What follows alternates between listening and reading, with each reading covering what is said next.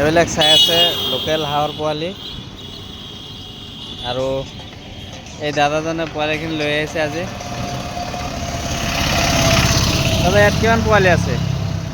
2000 2000 পোৱালি। এইবিলাক দিয়া আছে নেকি কাৰোবাক?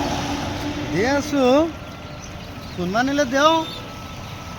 অঁ, পোৱালিবিলাক কিমান ধুনীয়া দেখা যাই আছে, এইবিলাক পোৱালি চাইছে। তো বেলেগে যদি আপোনাৰ পৰা পোৱালি ল'ব খোজে আপুনি দিব পাৰিব নে নাই? অঁ, কিমান লাগে দিম আপোনাক। ঠিক আছে, তেনেহ'লে আপোনাৰ নম্বৰটো এই ভিডিঅ'ৰ তলত দিয়া থাকিব। যদি কোনোবাই পোৱালি বিচাৰে আপুনি ডেলিভাৰী দিব চেষ্টা কৰিব হা। পোৱালিখিনি আমি দেখাই দিওঁ ভালদৰে। আৰু যদি কোনোবাই ফাৰ্ম কৰিব খুজি আছে, হাঁহ মুৰ্গী যিকোনো ধৰণৰ পোৱালি লাগিলে এই দাদাৰ লগত যোগাযোগ কৰিব, আপোনালোকে পোৱালি পাই যাব।